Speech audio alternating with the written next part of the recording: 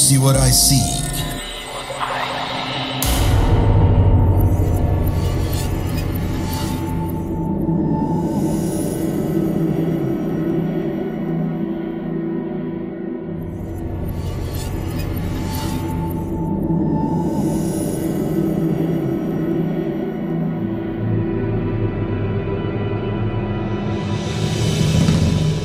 Halo, assalamualaikum warahmatullahi wabarakatuh.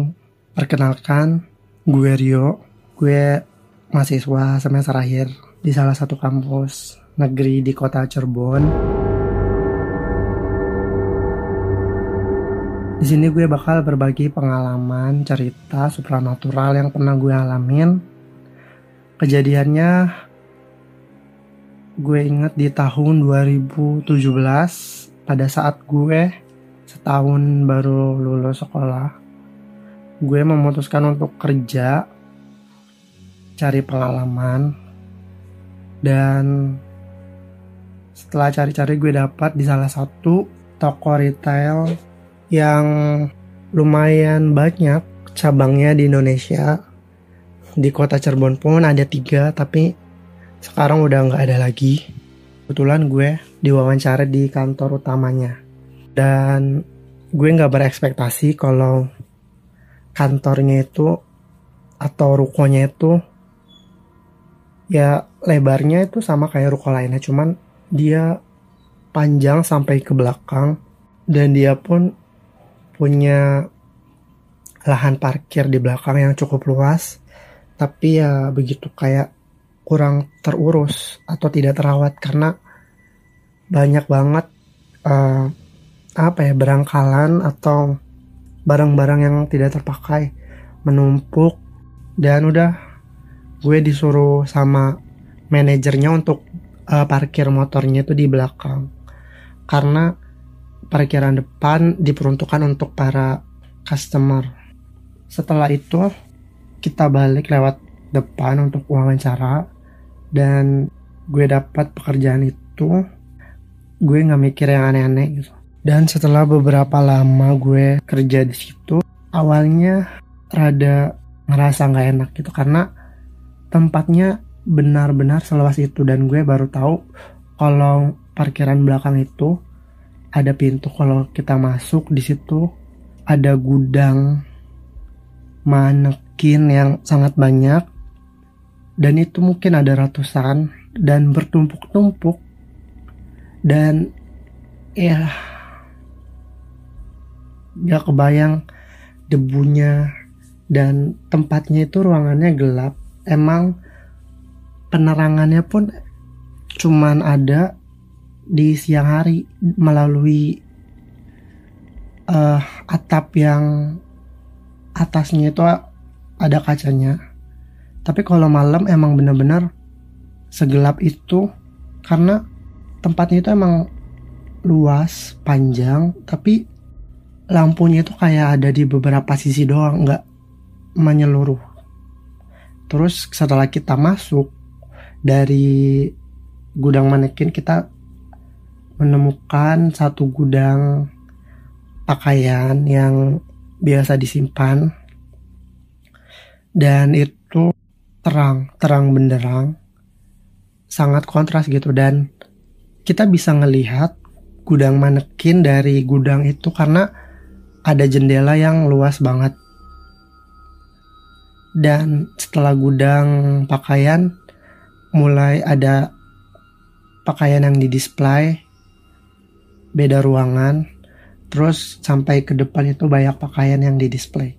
Dan kejadian yang pertama gue alamin di gudang pakaian enggak banyak, kayak beberapa pakaian di rak yang paling atas berjatuhan, tapi ya gue masih berpikiran positif gitu karena gue mikirnya pakaian kan dilipatnya itu nggak serapi kayak lipetan yang dari laundry gitu kan.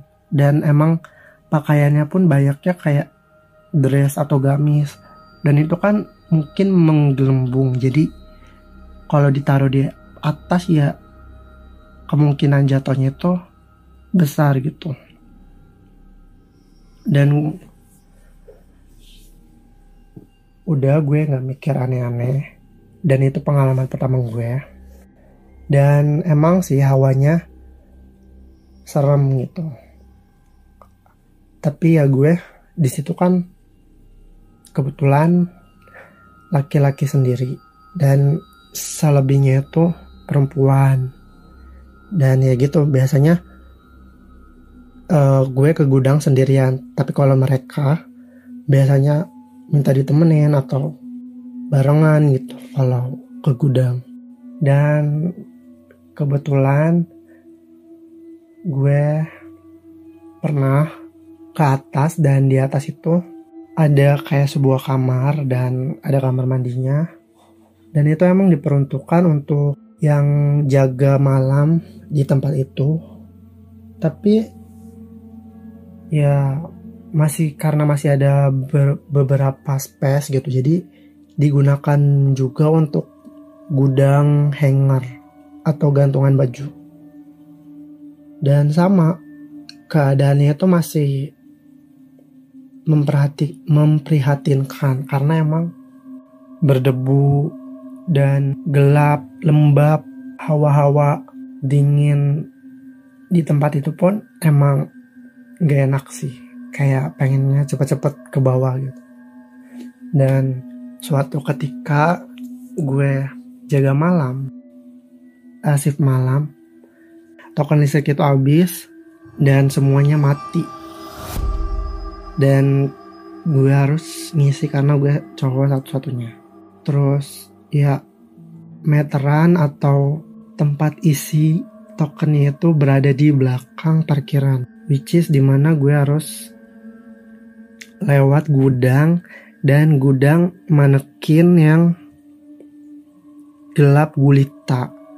Dan gue gak mikir aneh-aneh, gue langsung jalan menyusuri gudang manekin. Dan akhirnya gue sampai di belakang, gue masukin token listriknya, dan alhamdulillah nyala. Dan harusnya gue senang gitu karena nyala, tapi gue inget nyala ada cahaya dan gue bisa ngelihat beberapa patung manekin yang anggota tubuhnya gak lengkap, dan gue harus ngelewatin itu. Dan ya udah sih, gue jalan cepat.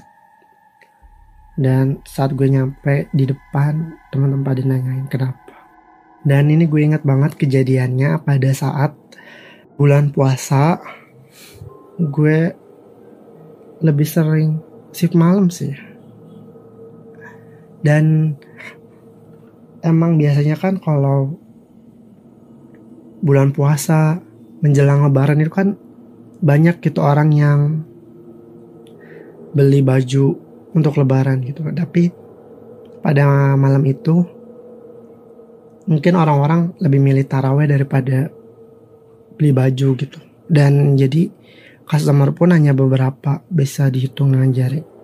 Kebetulan gue jaga di display belakang yang bersebelahan dengan gudang.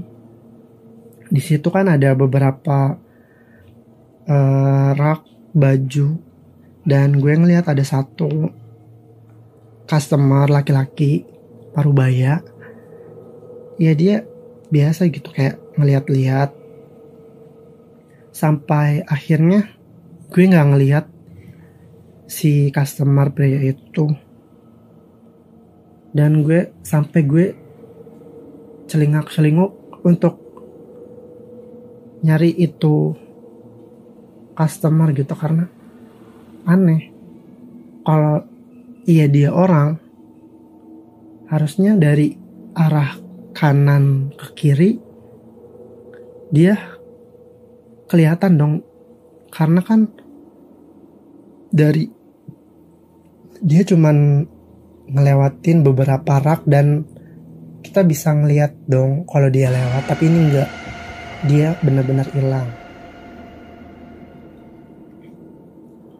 Dan gue nanya ke teman yang satu shift gue, "An, tadi lu ngeliat gak sih ada bapak-bapak di belakang?"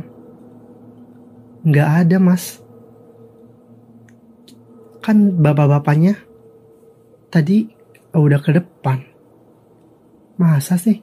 Orang tadi adaan. Tapi anehnya bapak-bapaknya hilang. Ana sama gue terdiam. Dan kita buru-buru untuk ke depan. Dan kebetulan itu udah mendekati jam tutup toko. Dan akhirnya setelah beberapa customer terakhir selesai, kita langsung tutup tokonya. Dan gue gak cerita sama teman-teman lain selain Ana. Dan ya mungkin segitu dulu cerita dari gue. Kurang lebihnya mohon maaf. Emang mungkin cerita gue gak begitu ekstrim kayak ceritanya teman-teman yang lain. Tapi di sini gue cuman mau berbagi cerita dan pengalaman supranatural yang pernah gue alamin. Dan sekian, wassalamualaikum warahmatullahi wabarakatuh.